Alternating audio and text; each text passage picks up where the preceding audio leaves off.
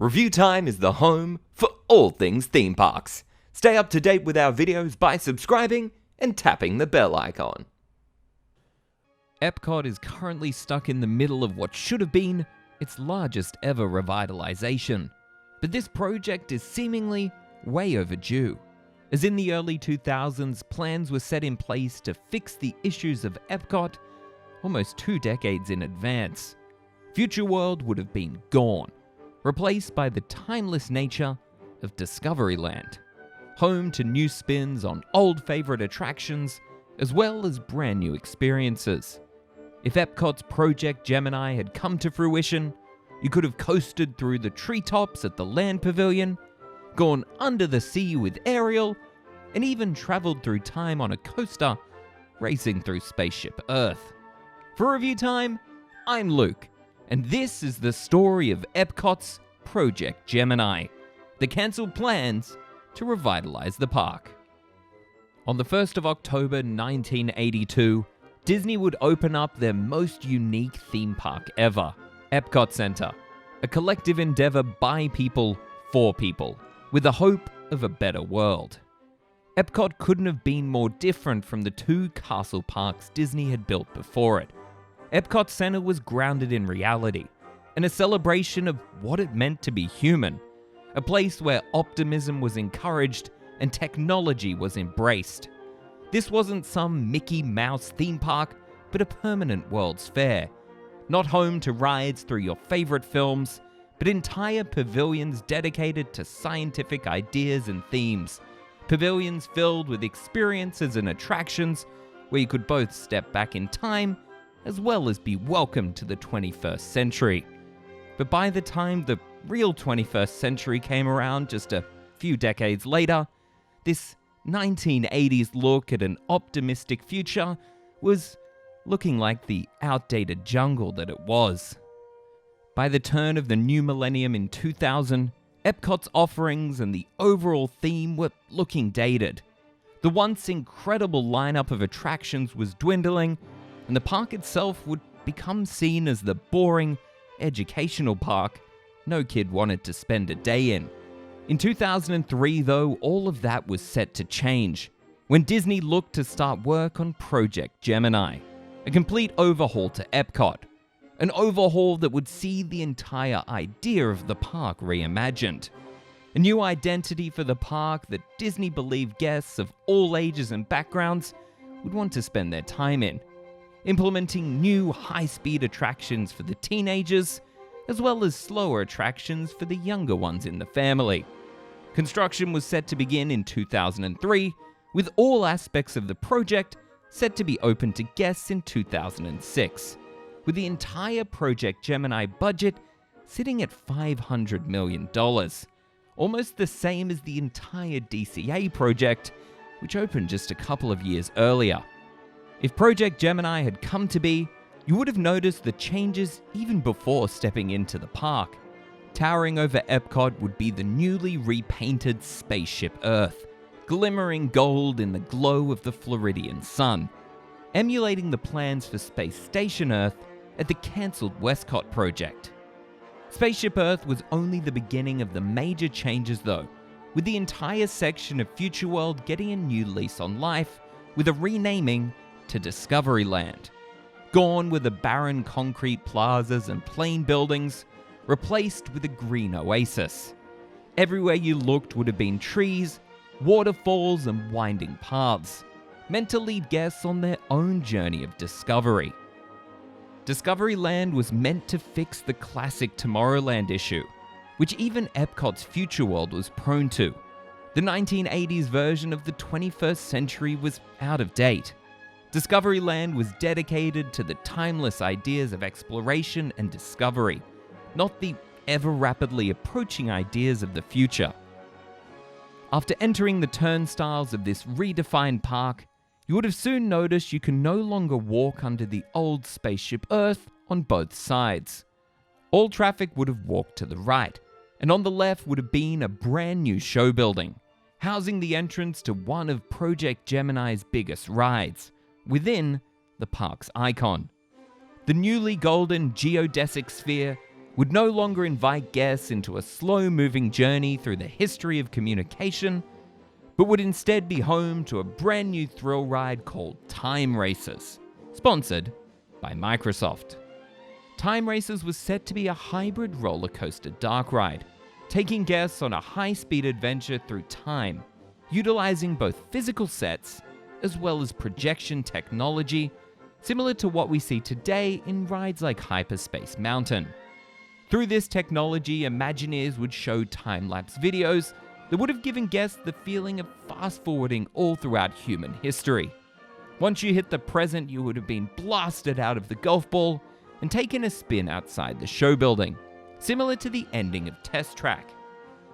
Exiting your race through time, you would have been in the new hub of Discoveryland. Whilst the Fountain of Nations was still there with its dancing water, everything else would have felt new. A ton of new trees and winding paths would have surrounded the old Innovations building, now separated into 6 distinct buildings. On the east side, you would have found Leading Edge, essentially Communicore or Innovations with a new name yet again, the Robot Restaurant featuring BattleBot-like shows, and Future Mart, the new name for Mouse Gear, a shop that would sell current-day Epcot merchandise. Truly, the most futuristic of items. Over to the west would have been a brand new Home of the Future, throwing back to the Disneyland classic. Cool stuff, which would have included cool stuff of the time like segways, as well as Internet Cafe, a cafe where you could surf the internet. If you followed the winding pathways over to the old Future World East, you would have found the same Ellen's Energy Adventure, the now shuttered Wonders of Life Pavilion, the already under construction high-tech Mission Space, and a brand new addition to the Test Track Pavilion, the Junior Autopia. This would have been exactly what it sounds like, a smaller version of Autopia / the Tomorrowland Speedway that would have wrapped around the front of the Test Track building and designed to be ridden by your children not quite tall enough or brave enough to tackle the thrilling Test Track. The old Future World West would have seen the biggest changes of the two halves though. Disney executives thought that more character needed to be added to the old Future World. This meant that the Living Seas Pavilion would have become Under the Sea, utilizing the Little Mermaid characters to teach guests about the dangers of overfishing and pollution in the ocean, transferring the old Sea Base Alpha section of the pavilion into Triton's Kingdom, showing everyone what it is like to live in harmony with the ocean. Next door, the land would have seen the most changes of any pavilion. The entrance would now be surrounded by rainforest, with a suspended family coaster zipping around it. Inside the land, guests would find Soarin', a version of the single critically acclaimed ride from opening day DCA. But this new Epcot version of the attraction would feature a brand new, unique ride film, showcasing the world's various ecosystems. The final major addition in Discoveryland would have been the perfect middle ground between the Imagination and Land Pavilion, an exotic hedge maze showcasing the amazing work of the horticulturalists at Epcot. As you can see, Project Gemini would have been a complete overhaul to Future World, leaving very few pavilions untouched and adding a ton of new experiences without losing many. Of course, this grandiose plan never happened, and you can probably all guess why. At the time of this plan's conception, the head of Disney Parks and Resorts was Paul Pressler, a man notorious for cutting budgets and plans left, right, and center.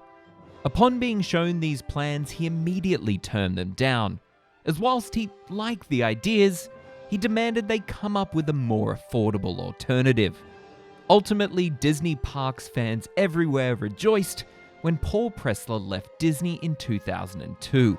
And with Jay Rasulo now in charge of Parks and Resorts, Project Gemini was seemingly back on the table, as he saw this as a way to fix Epcot's Future World once and for all. Even with a passionate head behind the project, it still had to be sold to the board. And sadly, with Disney's investors already putting the pressure on to keep profits high by keeping costs low, Michael Eisner had no choice but to incredibly tone back the Project Gemini plans. Over the next few years, parts of the planned project would trickle into the park in one way or another. The Land Pavilion would end up receiving Soarin', opening up in 2005, but it didn't receive a unique film as intended, and would feature the California film until 2016, when the underwhelming Soarin' Around the World would open. The Living Seas eventually became home to some under-the-sea animated characters in 2006, but instead of Ariel, it was Nemo and Friends, after the hit success of the 2003 film. A franchise allowing a much cheaper overlay to the sea-based theme than completely redoing it to be Triton's Kingdom. Of course, ideas never die at Imagineering. Right now, Epcot is in the middle of what will hopefully be its biggest ever overhaul to Future World since the park's opening, splitting the tired Future World into 3 brand new lands: World Nature, World Celebration, and calling back to the Discoveryland premise, World Discovery. When these plans were first announced at D23 in 2017, you could see similarities between this new Epcot and the Project Gemini plans, especially in making Future World into a more lush green space. However, by 2019, those plans look like this. And now with everything 2020 is throwing at the world, who knows what the park will ultimately look like if the overhaul ever comes close to being complete. Ultimately, the plans for Project Gemini at Epcot called for an intense redefining of the entire front half of the park. But in my opinion, that wouldn't have fixed the core issues of the Epcot problem. An issue no sheer amount of attractions chucked into an area could ever fix.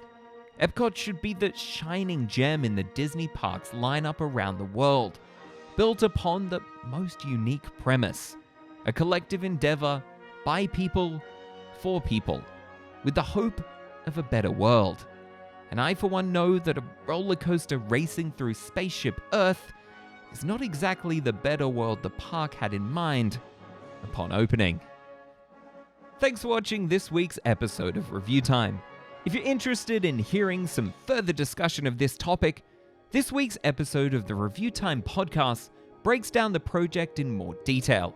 The Review Time podcast is available on Apple Podcasts, Spotify, and any of your other podcasting platforms of choice.